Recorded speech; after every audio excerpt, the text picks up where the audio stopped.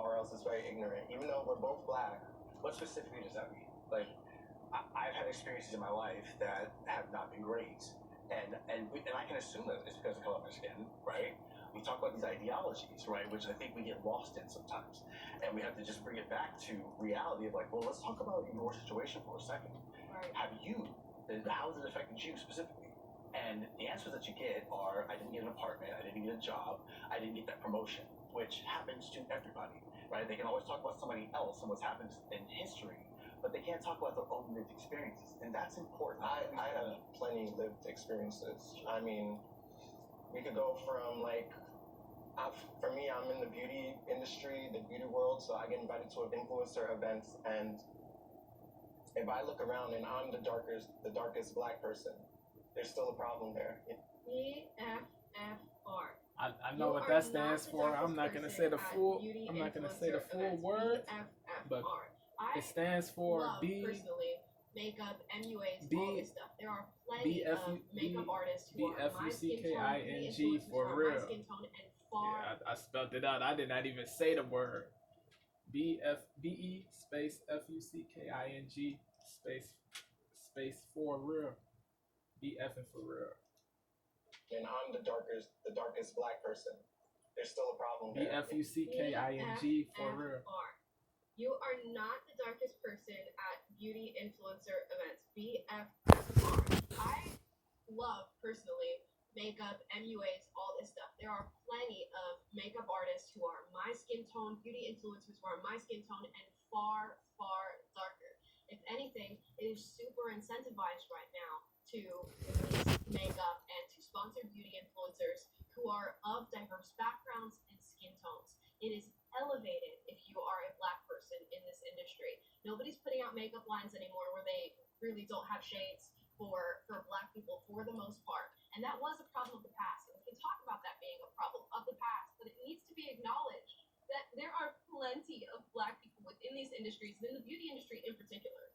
That's a glass ceiling that has been broken, as far as I'm concerned. I find it very hard to believe that this man is saying he's the darkest black person. And again, look at him very quickly. It's like Meghan Markle saying, I'm the darkest black person in London. That's cap. That's you know cap. I mean? That's a perfect example of that. And you might not realize it, but white people, lighter skinned people, they might be more willing to approach you because you are lighter skinned. That's another, sure. Might be. Might. Everything might be racist if you look into it hard enough. Everything might be colorism. That doesn't mean that everything is racist. Skipped out on or lost out on in my life could be due. Hold on. Might. Everything might be racist if you look into it. That doesn't mean everything is colorist. Everything is sexist. Every missed opportunity that I've ever, skipped out on or lost out on in my life could be due to colorism and racism. There's a possibility, but that doesn't mean that it is. You make this big jump from could be to is. Don't equate the two. Have you realized that? Yes, I can acknowledge that may be the thing. Here's the other thing that happens. The other side of that, the other perspective on that, is that I've done a lot of things in the people automatically assume I've missed roles because I'm not dark enough. And people be quick to jump to conclusions, but it's not sagacious to do that. Maybe to think that something is automatically colorist is that I've done a lot of things in the acting world. I've missed roles because I'm not think dark logically. Enough. And there's a lot of black people who don't know. Let your logic, don't let your emotions override your logic. But that doesn't mean that it is. If you make this big jump from could be to something is. Can, personal thing that something can be messed up or whatever, but that doesn't mean that it's racist or sexist or colorist. But that doesn't mean that it can be messed up though. Don't get it twisted. Personal thing that it can be bad, but. Yes, I can acknowledge that may be the thing. Here's the other thing that happens. The other side of that, the other perspective on that, is that I've done a lot of things in the acting world. I've missed roles because I'm not dark enough. And there's a lot of black people who don't know that. They have no idea that your skin tone is actually highly sought after. But I feel like that's acting. They're looking to fill a specific role, whereas if you're just applying for a job, it's everywhere. A lighter skinned person might get that opportunity over a darker skinned person. I get so many personal testimonials from young, dark-skinned black girls who are very details about how colorism affects their life.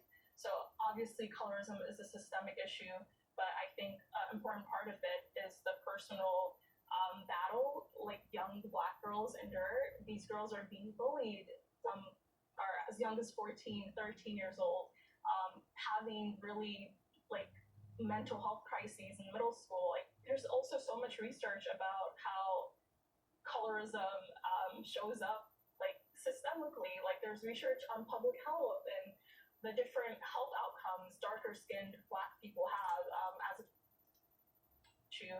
But I think an important part of it is the personal battle like young Black girls endure. These girls are being bullied from are as young as 14, 13 years old, having really like mental health crises in middle school. Like, Getting there's bullied also for your, so much research about for being how dark is colorism terrible.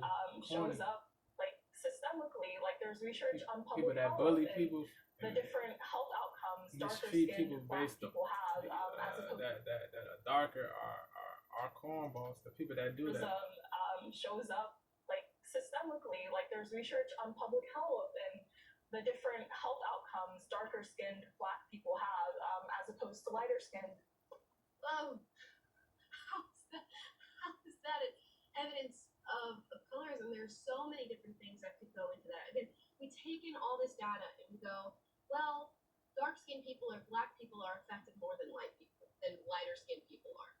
Therefore, racism. There's so many other factors that could. Yeah, I hate when people automatically assume it's colorism, but yeah, if the people if the girls that she was talking about, that dark skinned girl, if the girls didn't endure colorism, that's terrible, bro. That's indubitably bad. You know what I mean? But like when people automatically assume something is coloristic or colorist, I meant to say colorist. Coloristic is not even a word, I don't think, but yeah, colorist is definitely a word, but yeah, to automatically assume something is colorist because yeah, that's whack. That's whack to automatically assume. Is the personal battle like young Black girls endure. These girls are being bullied from are as young as 14, 13 years old, having really like mental health crises in middle school. Like there's also so much research about how colorism shows up like systemically. Like there's research on public health and the different health outcomes darker skinned Black people have as opposed to lighter skinned. How is that evidence of colorism? There's so many different things that could go into that. Again, we take in all this data and we go, well, dark-skinned people or Black people are affected more than lighter-skinned people are. Therefore, racism. There's so many other factors that could be, influencing that outcome. Yeah. Black people, and there's one about pulse oximeters like being used during COVID and how the devices have a harder time registering darker skin, and you can imagine the implications for that. And we know that the Black community has been disproportionately affected by COVID. If pulse oxes aren't reading dark skin, that's not an example of like direct systemic colorism. It's just something that needs to be updated and worked on. And you can still, get pulse and oxygen on people who can't read those on their fingers. So certainly, if this is a systemic problem as you're making it out to be, then yeah, pulse ox machines need to be fixed. I can tell you I've worked a lot with pulse ox machines prior to working here at PragerU, and I've never had the issue of a pulse ox machine not reading a Black patient. But that is just my own personal anecdotal experiences. I can't speak to that on a larger scale. As far as Black people being disproportionately affected by COVID, yeah, they're also like disproportionately affected by obesity in this country, and a lot of that is due to lifestyle choices. We can talk about socioeconomic status and things like that, but that's not a direct route to colorism and people who are directly discriminating against you because of the way that you look. A lot of this can be solved, or at least discussed, affected by obesity in this country, and a lot of that is due to lifestyle choices. We can talk about socioeconomic direct routes to colorism and people who are directly discriminating against you because of the way that you look.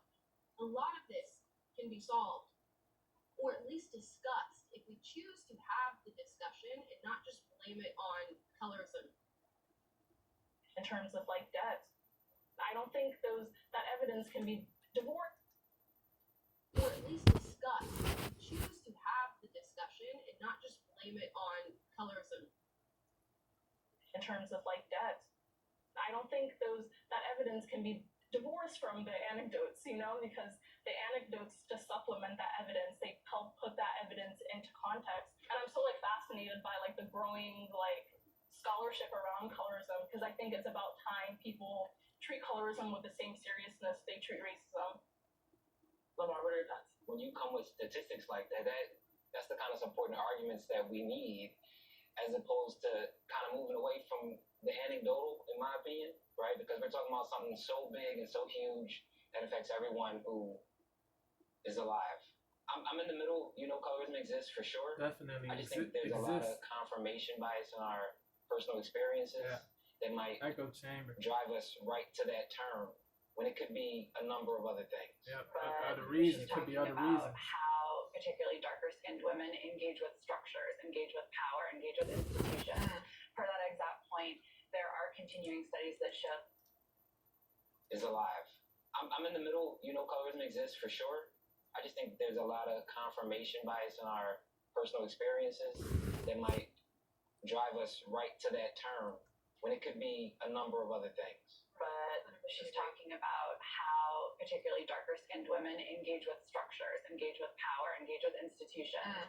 Per that exact point, there are continuing studies that show that in instances in which darker-skinned women do report intimate partner violence, domestic partner violence, bruises on their body, strangulation marks are harder for police to see, nurses to see, physicians to see, because a lot about how they are trained and the way they interact with those victims are attuned to look for those marks on lighter skin tones. And so that also impacts a lot in terms of who is seen as the victim, who gets resources, who gets proper medical attention. A lighter skinned woman who presents like I do, who walks in with something that reads very clean cut, is likely to get more attention in an already deeply misogynistic and racist and sexist body than a woman who is much darker than I am.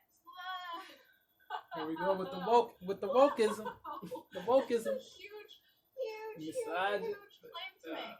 Okay, first of all, the reality is, if I walk into a doctor's office with a huge bruise across my face or bruise across my neck, and somebody who's 10, 15 shades darker than me walks to the same doctor's office, of course it's going to be harder to tell that they have bruises on them. Of course, obviously. It doesn't make the Indubitably. system colorist. And you know what? When you're talking about engaging with systems, you can communicate these things. You can say, I have a bruise here, or I'm affected in this way, or there's a laceration here. I know it's hard to see, but it's my skin tone, but there it is. I mean, this is going to be a reality regardless of what you do. And of course, clinicians and medical practitioners should be good at reading all skin tones and checking in on these things, but also we need to be good at communicating that these things are happening to us. It can't be all on One the side. doctor or physician to be able to recognize things that to anybody's human eye would be difficult to recognize when compared to a lighter skinned person. Yeah, she's So wild. they seem to Yeah. have presented a lot She's of wild. evidence and studies. Are you As changing your well mind at all? as self-made testimony, as well as anecdotal evidence. It goes back to how you feel about yourself. I feel like it sounds like you're saying racism is like a choice almost. How you respond to racism. Not is racism, absolutely- but and I know but that- like what that dude said with the dude with the glasses, how you respond to it is your choice. Racism is not a Difficult to choice, but recognize when compared how you to a respond lighter-skinned to it, person. you're in control of that. You know what I mean? Wow. So they seem to have presented a My lot man, of he evidence doesn't and have the studies. victimhood Are you changing mentality. your mind Shout at out all? to that guy with the glasses. Self-made testimony. He doesn't As have well the as oppression anecdotal evidence. mentality, It goes back to scarcity how mindset. you feel about yourself. I feel like it sounds like you're saying racism is like a choice almost. How you respond to racism is absolutely, and I know that that's uncomfortable. I love this. This is my wheelhouse. That's the Trust me. reality. How you respond to racism is a choice. I'm hearing, particularly on this side of the room, On this side of the room, you mean from this one guy. Like, the language is particularly from this side of the room, from about 6'2" individual human being with a soul, body, and mind. You can let it crush you. You can let it destroy you. You can let it This idea that you can make an individual choice outside of the or context not of let it affect you negatively. Not let it crush you. Not let it destroy you. You feel me? The language is just so like cushioned. We're in control of that. Particularly from this side of the room, from about 6'2" individual human being with a full body mind who may or may not be male. We're hearing from this guy. this idea that you can make an individual choice outside of the context of history, culture, politics, structures. I don't believe that personally. I think when anybody buys a certain product, styles themselves a certain way, decides to not style themselves a certain way, read a certain book, use certain words in a job interview, approach a politician, I think all of that is informed by history literally all of the time. So, I mean, like, in a philosophical sense, what she's saying is absolutely right. Like, everything that you do now is informed by the past, what you've been exposed to, you know, different prerequisites and things that you've been able to do through your life experience and the life experience of others, and it goes on and on and on and on. So you get back to, you know, the beginning of human civilization. So, in a sense, what she's saying is right. But what she's trying to say is that you can never divorce these systems and the choices made within these systems from the, you know, the foundations of them or the racial past of these systems, and that would be absolutely wrong. But it's neither here nor there. Taylor, were you gonna say something? Yeah, it's just the whole mentality that is built to keep you held down as Stop. an individual and to keep you thinking about the ways in which you're oppressed, the ways in which nothing that you do or nothing that you have at your disposal as an individual person can overcome and assert yourself in the world and make a life that's good for yourself. But you're a total prisoner of history or a total prisoner of the system, of the racist, you know, patriarchal society that we live in, and you're just stuck. And, you know, crazy. I just want to ask these people, like, what's the solution? Because all I'm hearing is he's speaking facts. But Boogeyman's still under the bed. But Boogeyman's still under the bed. And Constantly, it's like, let's turn the lights on. And constantly look at complaining, bro. facts, Playing look a victim. what you do have the power to do as an individual. Let's look at the evidence that supports the claims that you're making, and let's have a serious discussion. Every time, like this guy, he keeps trying to make a point about, hey, well, you're in control. They shut him down. Respond to this of what you're going to do about it, and how you're going to think. But he gets shot down immediately by everyone else in the room. Who's like, yeah, but systems, yeah, but power, yeah, but history, yeah, but all these structures, and this way of thinking is just like it's a ceiling above your head, above your life that you will never overcome because you're always focused on proving to people that Boogeyman's under the bed when let's self-imposed barriers. Let's turn the lights on. Let's deal with things. Yep. Identify specific areas, specific issues, specific structures or people who are racist, engaging in these racist practices or colorism. Then yes, let's deal with those. Let's talk about them. Right. But if we make them the center of our universe, and we will not get anywhere. We will not progress. Respond to someone saying, "Hey, well, here's maybe my." If we continue to yeah, but you're held back by these structures. To play the victim and all that BS. Yeah, it's like I I'm concur. not gonna accuse these specific people of being I'm gonna stop right here. I'm gonna come back.